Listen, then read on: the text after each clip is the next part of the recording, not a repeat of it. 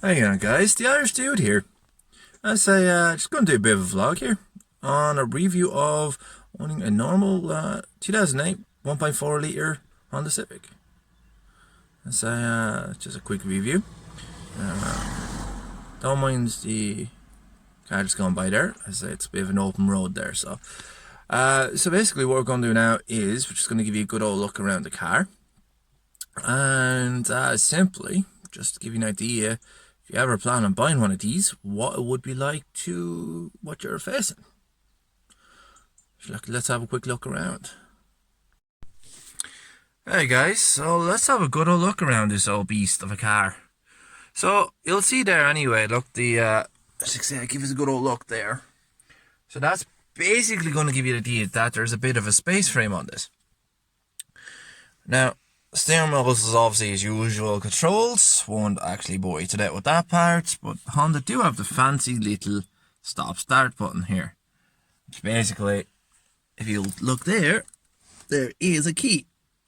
That key is in on position, but you actually can't turn it, so you'll have to press this little button here. Now, in terms of back space, quite an impressive luxury car. Now it's a little bit on the old messy side. And of course there's that numerous bit, that spoiler right across the back windscreen. It is an absolute wonderful idea, Honda, but fairly effective if especially you want people blinding you to death, and it actually does a fairly good job of blocking that out. Now, as you can see here, she is fairly good decent on the old cubby holes. Like for example here, there's one here, you have one right there. You don't need to see any much more of that, and of course you have one right there. As for the sound speaker, very impressive. I would give you now fucking tune on that, but the old YouTube police be down our throat again now for infringement or copyright. Now, in terms of the way the car is in general, it's quite comfy car. The seats themselves are well, let's just say they hug you, but they're nice and tidy, and it's got the usual air condition. Now this is a 2008 version, as I was saying earlier, but what it is the SE one. Now the SE one is actually known to have this little finicky button right here, known as air conditioning. So if you actually have a lower spec one of these, that's not normal. Now, as I said, auto climate is also here, where it's not really standard. Now, the power thing is this power system right here is an afterthought that came with it. For those of us that they're into their techie details, you can do this. So that's one sec here. Right, so here's my afterthought, guys, based on the ownership of one of these cars. Now, as I go start off with the pros anyway. Now I actually think the car itself is quite exceptional to drive. So I used to own a Ford before this, and the Ford itself was a very good car, but it was very comfortable in terms of the way it drove. Now this car here, for example, is an absolute complete opposite. I said it earlier, it was very comfortable, but that's on the main roads. I'm sure you can hear the bumps coming through.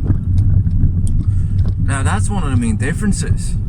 Because of the body shell on this car, the way it was designed differently, it basically meant you actually had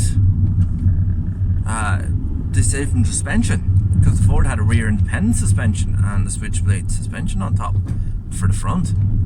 Now that gave the car a lot more possibilities and comfort, refined comfort. Now Honda themselves did a good enough job where, yeah, on the back road you're going to be bounced around a bit. The camera's probably not giving that away at this stage, but basically the car itself is very sharp because of the harsher suspension. What do you expect? You want better handling? Harder suspension has to be, unless it's in the new cars. Now the next good thing about this car is it's actually fairly decent on fuel. when you're achieving a normal driving position with these cars, where you're not driving them like a hooligan, you'll actually get typically around 42 miles per gallon. Now, I've noticed that if you're mixing in between town and the back country, you're going to average in around 38, 39 miles to the gallon because of the usual stop starts. And I actually quite like that because it's a fair compromise. Now, this is a 1.4 litre engine, so it's not going to be insanely fast for what it should be, but it's good for what it is. It's a very perky engine, very torquey-ish for a 1.4. Now, I've not got the figure on the torque, but I do know the horsepower is 80 horsepower, and that's when it was brand new. It is connected up to a 6-speed gearbox, as it is there. Now, the thing is, it is a low, very, very low ratio to gearbox. So, it is a very, very, very nice car for that. But if you are planning a lot of motorway trips, this is not the one to buy. Now, as far as I know, when it comes to the 1.8 and the Type R's, you are talking about quite literally still high revs on the motorway. We got a old motorway now there. And generally you will be using quite a lot of fuel, especially if the petrol variant. I did have the luxury of driving the 2.2 turbo diesel. Very, very good car. Drives exactly the same as these, just with a little bit more torque of the bigger engine. Now, you'll probably notice in the camera now it's just quite smooth in general. That is the general assumption with this car. But I will say one thing, as I say, like we said, that the refinement is a little bit off. The soundproofing is not very good either. Now, in terms of, as I said, the handling is very good. I appreciate that from that, for what car it is. Another good point that I would like to make on the car as such is the fact that it is very well practical. Now, I didn't cover the boot because simply I didn't want to make the video too long. So, but let's just say this boot it's bigger than the Ford Focus. It doesn't look that way, but it is. It's got more storage space than the Ford Focus at the same years. Now, I am going to take us up on the back roads in the area I'm living in. And I'll show you exactly what it means by rough suspension. Now, I will say one thing on the fuel consumption. If you hoon this thing, drive her like a mad joke all the time, it is going to drink fuel, as you would expect in any petrol-based car. And that is one of the things with this car, that you will pick up slowly but surely.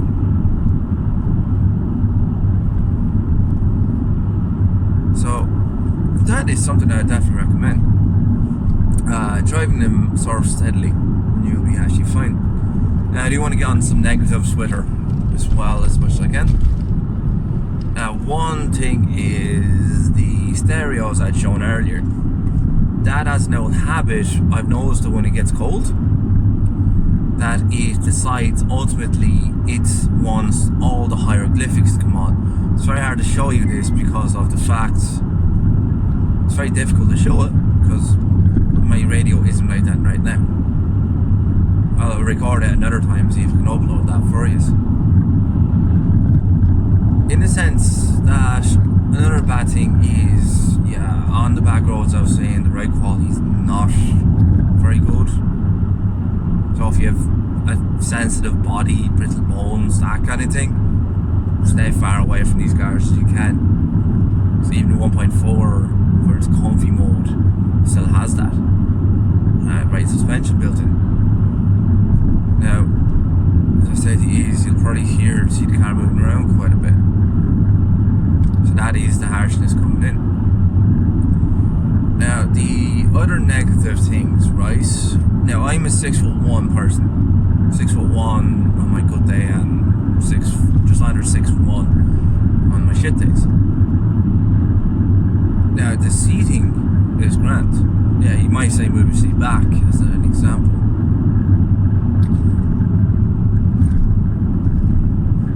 Just got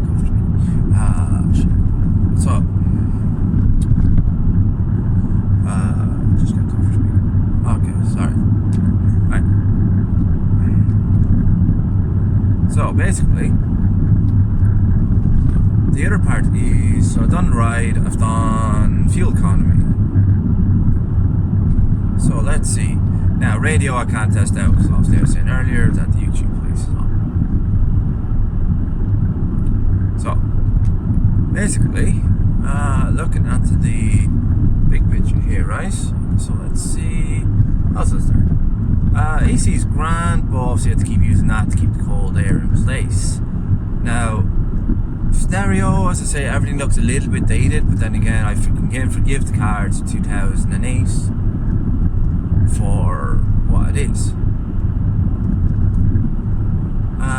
Practicality. Now, as I say, there's not too many negatives. Honestly, from a good point of view, these are a good car, a good bargain of price. They can be a bit pricey depending if you get from a dealer. I won't say exactly how much, but I will say it was above $3,000 that I paid for this car at the time. Now I did get the optional extra parking sensors. I did get the optional extra parking sensors built into the car. Now, the thing with it is, they're very handy. But you did have to pay an extra few quid. Now I paid an extra €200 for my own. But I'm going to bring up a conclusion anyway, for people think I'm rambling a bit. So, basically, good car, very good. The suspension is harsh on back roads, on smooth roads, not a problem. It's very nice. The seats, actually the seats on this car are comfortable. But if you are, say, big in a way, little about overweight, like I'm about 19, 11, and just about fit these seats, you're also going to actually not fit in them. So, I would say on the fair points, as I'm going to just recap the good points and bad points, one of those is very simple. On the good scale of things, the car can be economical, as long as you drive it carefully and right and watch out for these little eco dots. Bad point is, if you're very fragile and you don't like harsh rides, this car will not be for you. But overall, very pleased with the way it drives. It's very cheap on maintenance. Very little work I've had to do, and it cost me very little in nearly my year's ownership since 10th of May. Also, honestly, if you want a second-hand car that'll do you for a year or two, personally recommend it. But so sorry if this one's a little bit feels a little bit sketchy. It's the first one I did, and say I'm just trying to get the old hang of it. But if you like what you see, if you like more of this, where I just can get even the nicer cars, like say Honda Jazzes, you think that would be beneficial to you, please like and subscribe. And I will be glad to hear any comments from you where things can get better. But thank you guys. The Irish Dude signing out. Slán out.